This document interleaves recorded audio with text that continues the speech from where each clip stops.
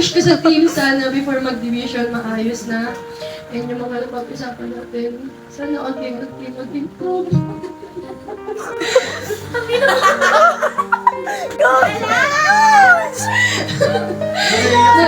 Kahit Huwag na tayo ganito, maiyak si Patrick. Uyak ko.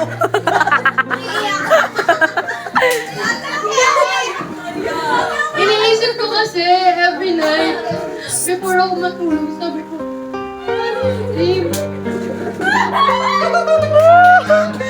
iniisip ko every night, sabi ko, sana yung pag-i-improve ng isa't isa sa amin, di ba pag naglalaro kami, syempre tatlo lang yung gumagawa. Hindi naman tayo gumagawa. Nililift up. Syempre hindi pwede yun. Syempre ang hirap.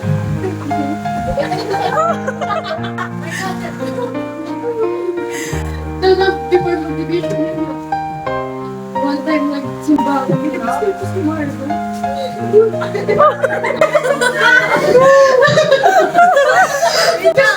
Hindi, kasi pag nasa work kami yung palagi mag-aaway. Kahit nagbabangayan kami. Kami yung nag-aaway palagi. Pinagdasal ko siya, sabi ko, sana mag-ayos na yung communication nila ng mama niya. Kasi siyempre, hindi kasi! Tayo lang, hindi lang. Sabi ko, kung hindi man kaya, samahan ko siya mag-check up. Sasabay ko yung check up sa ano, sa suot ko. Kasi sinasabi ko rin sa kanya, ako na nga magpapacheck up sa akin. Hindi ko rin naman siya masisisi kung bakit yan. Kasi nga natatakot siya. So, iba yung intindi na kailangan namin gawin. Eh, yung inisip ko, sabi ko yung sa deviation, hindi naman pwedeng umasa lang kami kay Brianna kasi mapapagod din talaga yan. Tapos sila Marian pa, tsaka si Hazel. Hindi pwede sila lang din. Tsaka si Hazel kasi nagbabago yung ugali, matalak na siya. Sila Labi. Hindi, ganun nga, different personality kasi.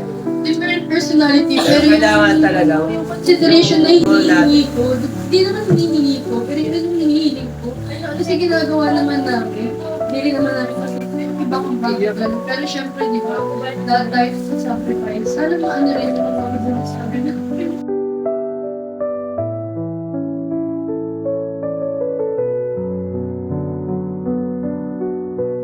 Kasi nakikita si Coach sa isang bata na hindi niya nakikita sa iba, kagaya nung sinabi mo, which is appreciate ko, na kahit talagang pinagari ko.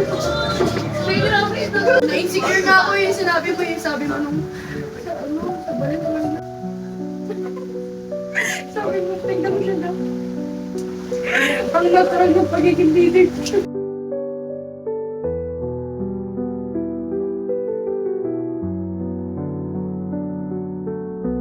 Hindi, naiintindihan ko yun. Hindi ko naman kasi sinunod ba't ako nasasaktan eh. Naano ko yun, sabi ko, Iiyak ka na rin. wala ka dyan. Ito yung way niya. So, naiintindihan ko yun. Hindi naman liikot naman sa season kung bakit lang. Siyempre, may nakikita ka sa iba na hindi mo nakikita sa akin. Kasi ayun yung gusto mo eh. Iba yung nakikita ko. Ano na sasabihin mo? I love you.